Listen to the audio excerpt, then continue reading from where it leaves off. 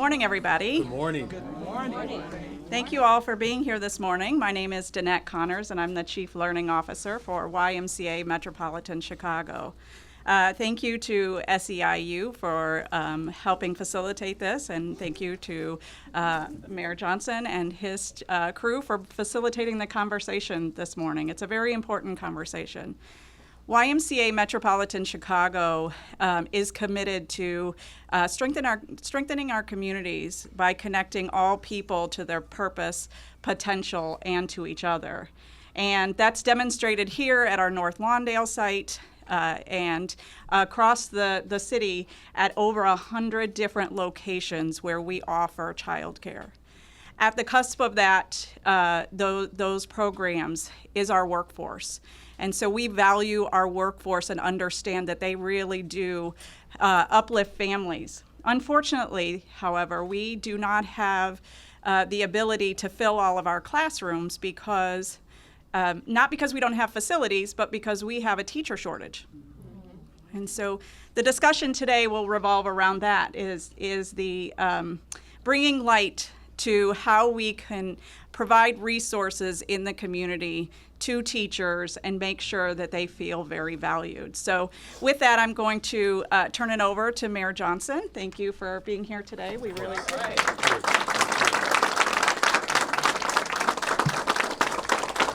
Thank you so much, Danetta, for your leadership and for the YMCA.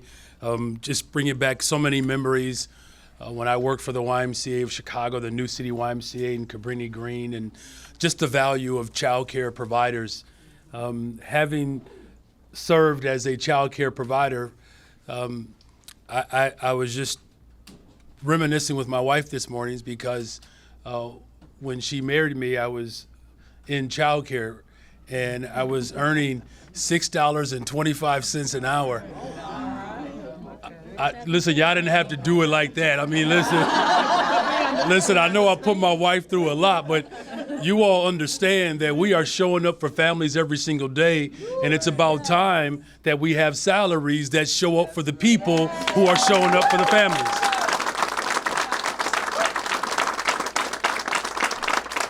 And I want to thank my lovely wife for putting up with me for these last 26 years. But, you know, I quote a scripture, Matthew 6:21.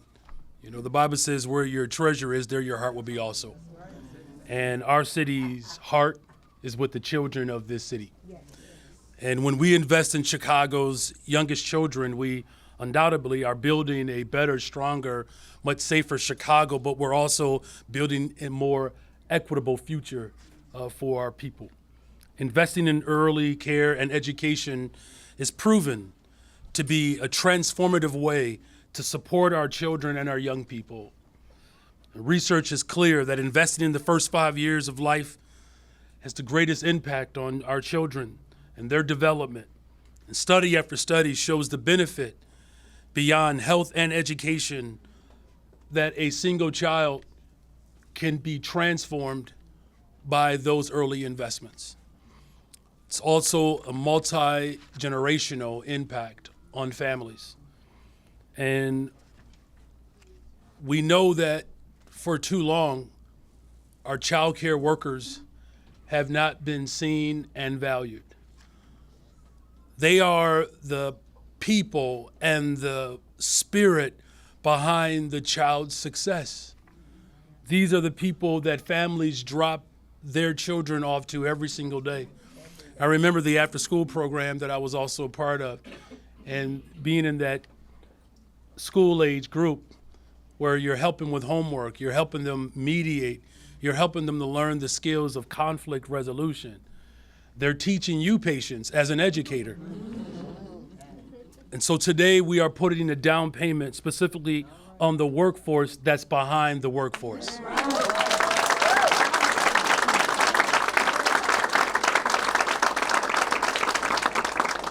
Now, I have to give this special shout out to SEIU Healthcare.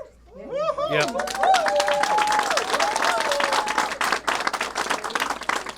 And, you know, SEIU Healthcare, it's a tough group of people. And that's what's necessary in a city where we're going to make sure that these tough workers know that we will always remain the most pro-worker city in America. I'm going to give a special shout out, and I know she's going to be embarrassed, but she looks amazing today, by the way. Erica freaking Bland. And she doesn't like the spotlight, but you know, one of the driving forces behind the fact that the current average salary for non-federally funded early care and education professionals in Chicago is roughly around $35,000 a year. Now, these workers are critical to the fabric of our city, and we need to ensure that they get to serve our children and they can afford to have child care themselves. And so these are the families that we have to invest in order for us to be a thriving city. And that's why I'm proud to announce today that we are putting a down payment and investment of $7 million into our city's budget.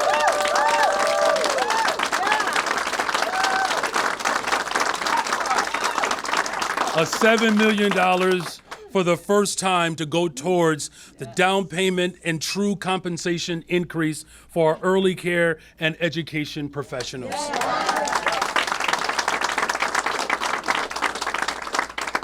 I'm also grateful to DFSS, who worked with the Center for Early Learning, Funding Equity, to assess how we can impact more lives with this investment. And under my administration, Chicago will always remain, again, the most pro-worker city in America, but also a safe, affordable city where every single neighborhood can thrive. Investments like these will help us reach that goal. And so this comes at a critical time when our federal government is threatening to disinvest in us, and especially education. But here in the city of Chicago, regardless of who is in the White House, the Johnson administration will always invest in children and our workers.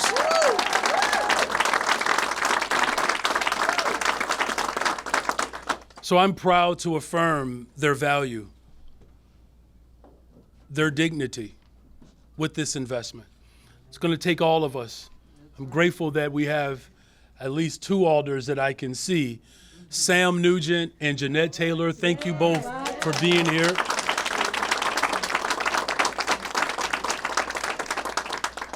And again, I want to express my deep gratitude for our Department of Family and Support Services for working with SEIU and all of our child care providers to make this become a reality. And with that, help me welcome our interim DFSS Commissioner, Ms. Maura McCauley.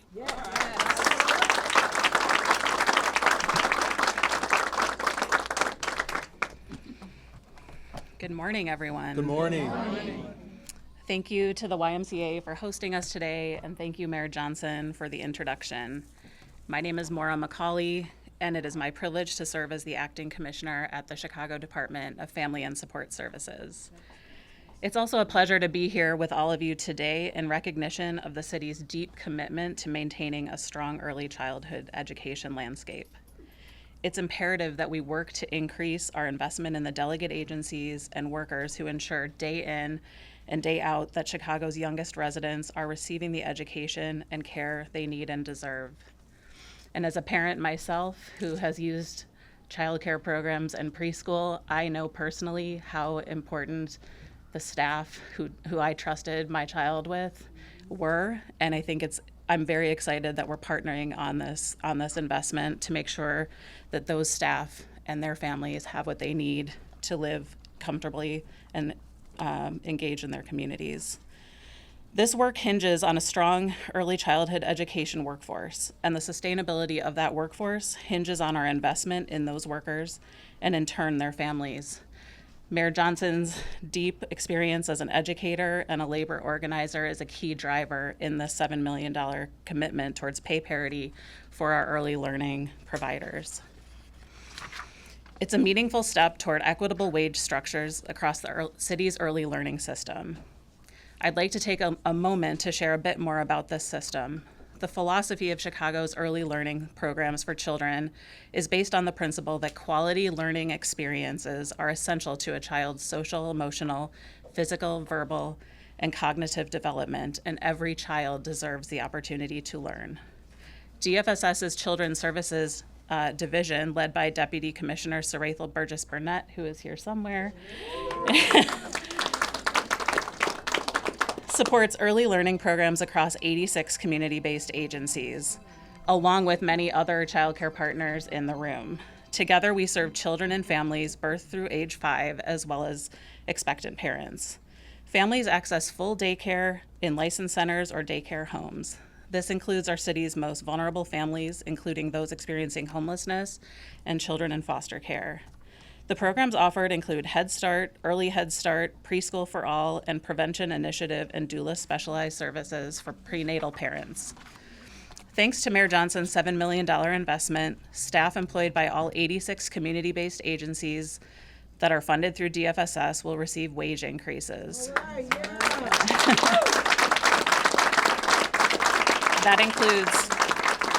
That includes teachers, teacher assistants, family support staff, and others in roles that are critical to the daily operations of these programs. I'm proud to say our commitment to pay parity is also progressing in other ways. The Children's Services Division has formed a new partnership with the Center for Early Learning, Funding Equity, or CELFE, at Northern Illinois University. Together, we will be conducting research on alternative funding models to implement a more equitable pay structure in DFSS's future request for proposals for early learning service programs.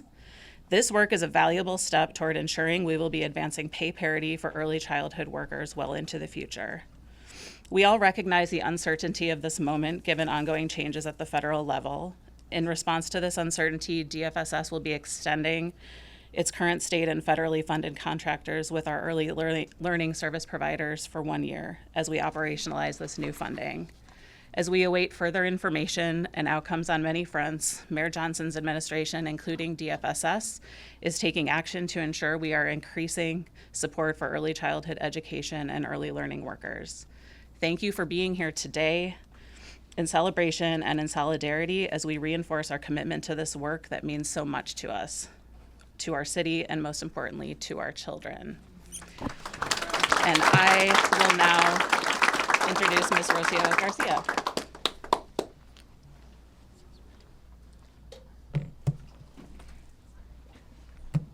Good morning. Good morning. Buenos dias. Buenos dias. My name is Rocio Garcia, ROCIO-GARCIA, and I'm the Senior Organizing Director with the Grassroots Collaborative. We're a coalition of community and labor partners building power among working families. I stand before you today also as a worker who started working at the age of 13. I also am a working mom. And as a working mom of an energetic and very curious 4-year-old, I'm thrilled to see this progress and these changes. And I also know that it's a step forward. I also know that in my experience, my challenges, there are many other moms and parents who are struggling in the same way. I joined this campaign because of my own experience dealing with the challenges of securing childcare that is culturally responsive, that is affordable, and that's in my own neighborhood, so that I can keep working and paying my rent and paying my bills. When I first started looking for a childcare center near me, I learned that there were few and many were at capacity. At the center in the southwest side, I was told at one center, because I looked everywhere, I was told that there was a wait list long enough to open a new classroom, but that they were having a challenge finding teachers to fill those roles. Clearly, I wasn't the only parent in that struggle, and that's why I stand here today. That's when I joined the Child Care for All Coalition, and I learned that especially in Black and Brown communities across Chicago, teachers were leaving child care centers at a rapid rate, and centers have had to close their doors. Being forced to close doors because workers cannot afford to live under the current wages is not right. It's not right that centers must compete with the rising costs of unaffordable rents and mortgages their staff must pay. It really jeopardizes our little ones, the ones who will grow up to attend our public schools, the ones who will become the leaders in Chicago, our great city. In fact, Currently, my child's daycare provider has made the difficult choice to shutter its doors after 25 years in operation of providing care, love, and support to families like mine, and that's not right. My child's teacher has shared with me that it's never been a lucrative job, and she's done it, and she's never done it for the money. But now more than ever, she's struggling to stay open. And after decades long, this is a type of care that parents like me look for. Child care providers deserve living wages that are competitive with Chicago's economy. It's critical to highlight that this crisis is deeply, deeply tied to the wages and working conditions of child care workers. When child care workers aren't paid fair, livable wages, it creates turnover and staffing shortages, making it difficult for programs to stay open and provide consistent and quality care. Chicago, my city, is a town made up of working families like mine, and Chicago must take good care of its people. Paying child care workers fair wages is not just about valuing their hard work. It's about ensuring that families like mine can rely on stable, high-quality child care. And today feels like we're turning a page in the right direction. And I'm so grateful for the leadership of our mayor, Mayor Brandon Johnson.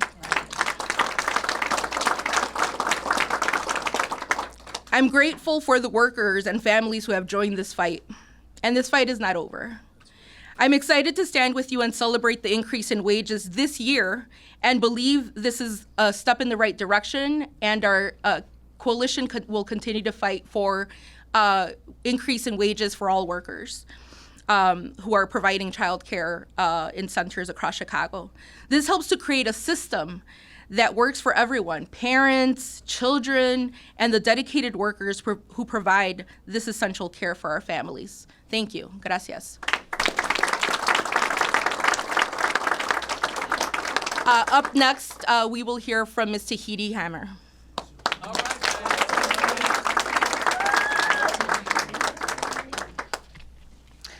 Good morning. Good morning. My name is Tahiti Hamer. I am an early childhood teacher and a proud executive board member of SEIU Healthcare, Illinois. I am happy to welcome Mayor Brandon Johnson as a member of the Chicago City Council here to North Lawndale YMCA, where I teach in a classroom of students ages 0 to 3 years of age. I am excited beyond words to celebrate the City of Chicago's new investment in early childhood education. The best part of my day as an early childhood teacher is our morning meet and greets. Seeing the smiles on children's faces when they come in the door brings me joy. Children's learning starts from the moment they're born, and I'm honored to be one of their first teachers. For 25 years, I've struggled to support myself and my own children, who are now the ages 11 and 15. And on early childhood teacher salary, it's not enough. I am not alone. There are more than 3,000 early childhood workers like me working in the City of Chicago funded programs. Most are women of color like me. I've watched as my coworkers have left the field, taking jobs at Walmart, becoming doulas. That's not okay. The low pay and the high stress means new teachers aren't entering the field to take their places. For those of us who stay, that means less support. We work through our prep time. It's hard to eat lunch or to use the restroom. For kids, it means the family faces they're used to seeing every day are gone, and there are fewer staff to support them. And it is hard for parents too, who are entrusting us with their children every day so that they can work and who faces a huge burden when classrooms closes because there are not enough staff to keep them open. For years, parents and teachers have been sounded the alarm on the child care workforce crisis and what it means for early educators, children, and families. United in SEIU and the Child Care for All Coalition, we've rallied, we signed petitions, we held city council subjective matters, hearing callings on the city of Chicago to address the workforce crisis by investing in early childhood workers. We are here today because Mayor Johnson and the city council listen to the voices of organized early childhood workers, parents, and the community who have had a vision for a good jobs, child care is for all. Together, we took the first step towards making early childhood jobs one that will support workers and our families. This will make it possible for the child care centers to stay open to serve kids and families who need early child care education now.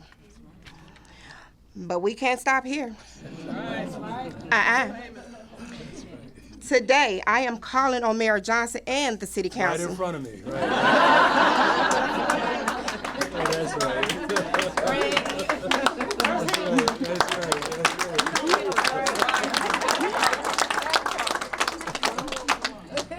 Well, y'all heard it from the mayor himself. We have more work to do to make sure that every childhood teacher earns a living wage, just like early childhood teachers in Chicago public schools.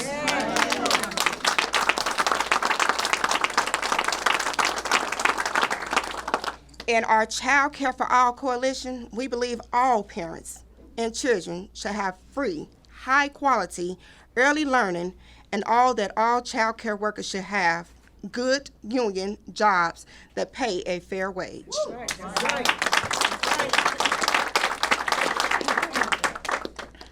It is going to take all of us workers, parents, community, providers, and elected leaders working together to make that a reality. So when we fight, we win. When we fight, we win. When we fight, we win. Thank you all. Coming next to the podium is my lovely, lovely, can't say enough about her, Miss Brim. All right, Brim.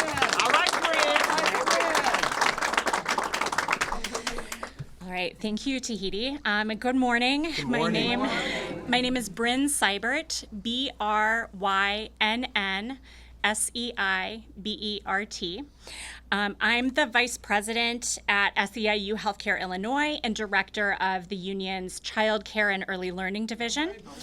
We represent more than 6,000 child care providers and early childhood educators in the city of Chicago.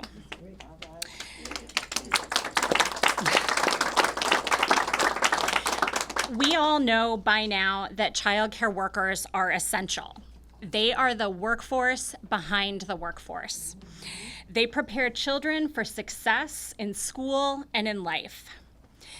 And in spite of all of this, early childhood workers are underpaid.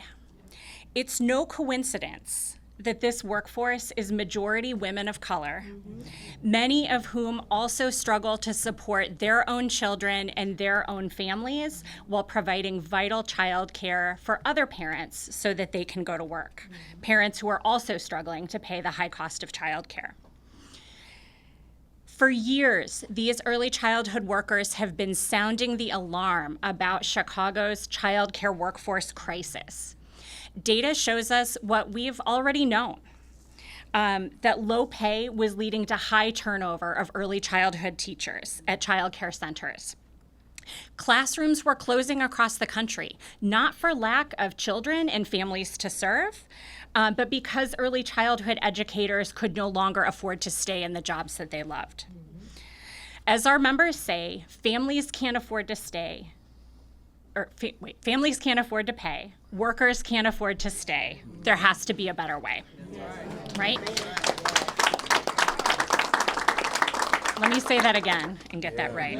As our members say, families can't afford to pay. Workers can't afford to stay. There has to be a better way. It's with that vision that child care workers came together as a union and built a movement that unites workers, parents, community in the fight for child care for all and for good union jobs for child care workers. Our coalition organized across the city, holding budget town halls, showing up at the mayor's budget listening sessions, testifying in front of the Chicago City Council, and delivering a petition with over 1,800 signatures to City Hall. And today, we are grateful that Mayor Brandon Johnson listened. He listened and is taking action to raise wages for thousands of early childhood educators across the city. I want to take a moment today, too, to recognize everyone here today who played a part in this incredible victory for early childhood workers. Alderpersons Jeanette Taylor,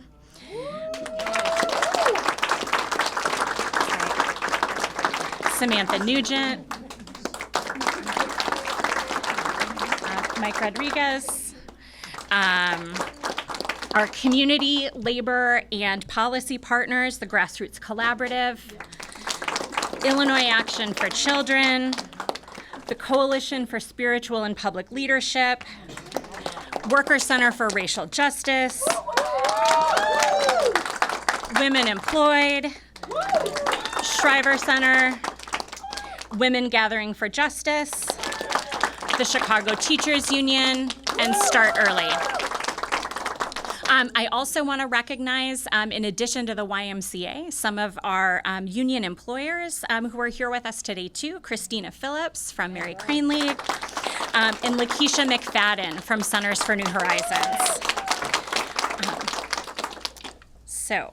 Today's announcement is an important first step towards a better, brighter future for Chicago's early childhood workers, our communities, and Chicago's children. For all of us here today, the next step is clear. We must work together to make sure that this wage increase for early childhood workers becomes permanent. That's right.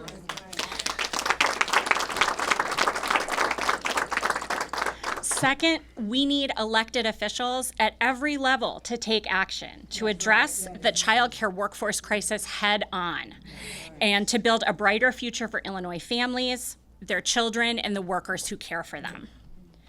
We know that this won't be easy, but we won't stop fighting until every Chicago family has access to quality, affordable early care and education. And to get there, we need to make sure that every child care worker has a good union job. Thank you so much. And next, I will turn it back over to Mayor Brandon Johnson for questions. Okay. Thank you, everyone, again for being here. To all of the child care workers and the families who rely upon our workers. This is a worthwhile endeavor for the entire city of Chicago. I can tell you, before my children grew up, they're a little bit older now, but at one point we were paying $1,500 a month for childcare, which was more than our mortgage at that time. And these are real challenges that folks have. And so working to address this issue is a worthwhile fight for the entire city of Chicago. And with that, we'll answer any questions that folks may have. Do we have any other reporters? Charlie? All right, Charlie, you want to start with the crowd? Mayor, how much is, as far as the 7 million goes, how many workers do you think this will add to the ranks, and how long is it sustainable for the city? Yeah, well, the sustainability is around the ongoing effort to make sure that this down payment is extended beyond this year. In true teacher fashion, you just saw how Tahiti did it. She congratulated me for my assignment completed, and then she gave me another one, right? But that assignment is for all of us. As you heard from Bryn, it's every single level of government that we have to address this. As far as how many workers, I believe it's roughly 3,000 and another, is that the number? It's about 3,000 workers will experience the initial benefit of this investment. Thank you. Mayor, I just have a question about the rollout for this year. How soon this year are we talking? And then as we look towards next year's budget, is there opportunity that the 7 million may increase to even more if things go well this year? So this will be implemented in the next couple of months. So July 1, that's the fiscal year that we're on for these child care workers. Look, there are 2 alders that are here.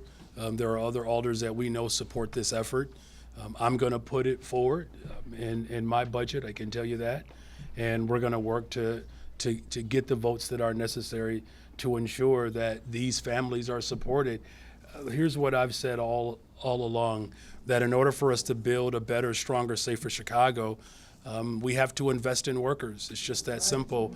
You know, we're on a pathway to have the most safe, affordable big city in America. Because what good does it do if the city is safe, but no one can afford to live here?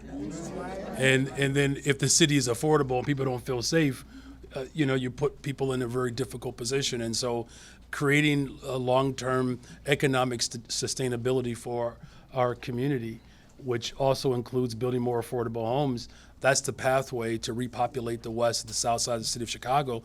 But it's also a pathway to make sure that we're supporting the workforce that allows the workforce to be able to exist in this city. Are there any other? Yes. Earlier you mentioned the average salary for early child care workers being around $35,000. That's correct. After this $7 million, is it clear what the average salary is? It's about a 5 to 10% increase across the board. I will say this, when I finished my master's degree and became a teacher in the Chicago Public Schools, I was making $45,000 a year. I mean, that's, you know, that's, when I, in retrospect, I think about how irresponsible it was for my wife and I to have a child. You know, I mean, he's 17 now. He somehow he managed to get through life. I don't, you know, thank God for his Meemaw. I mean, seriously, I mean, many child care providers, I mean, we lean on family members, and in some cases, we are the most economically stable individuals in our families. That's just real life. My wife and I had a combined income of $75,000, a brand new child, and looking to own a home in this city. And that is becoming increasingly more difficult. And that's why this is not just a down payment, it's a call to action. That's what you're hearing. It's a call to action that we have to do a better job as a society of investing in workers who take care of children. Because what Tahita didn't say, that she sees parents, we see the smiles at the beginning of the day, but when we come and pick up our children, we see their smiles when we're picking up our children. Right? You know, I mean, we're talking, you know, 12-hour shifts. I can tell you, I mean, well, you know, for you to drop your child off sometimes early at 6 o'clock in the morning, right? And somebody has to be there. And then by the time that parent is working and trying to dart across the city of Chicago to pick up their child by 6 p.m., that's a great deal of stress and duress that we're all under. We're just simply saying that we can build an economy that works better for working people and those who help working people. All right, were there any other questions? Oh, sure. Why were you intentional about making this announcement in North Lawndale? Yeah, thank you for acknowledging that. You know, I think as Tahiti and Rocio indicated, when it comes to the south, southwest side, west side in the far south side of Chicago, you know, child care workers really reflect those particular sections of the city. We're talking about primarily brown and black women. And we're also talking about, you know, working people who need child care across the city, but the areas in which the need is the greatest are the areas where has been the most disinvestment. And so just last year, a couple of things in North Lawndale, vacant lots that the city owned, we turned them over to United Power so that they can build affordable homes in North Lawndale. We also expanded our Missing Middle program, which allows for owner occupancy for generational wealth while also building affordable units. And of those developers, 5 are black, 3 are women. And then when it comes to child care, you know, this is really a continuum or showing the full breadth of how my administration is approaching transforming our city. You got to build more affordable homes, and you got to make sure that people can afford to live in them, right? And so North Lawndale is on the front line, right? As you know, this is the place where Dr. King came, and he said this. He said that if we can figure it out in Chicago, and he was a West Sider. I just want that to be on the record. He said, if we can figure it out in Chicago, we can do it anywhere in the world. And so that's what we're doing. We're figuring it out in Chicago so that we can take this movement worldwide. All right. All right, everybody.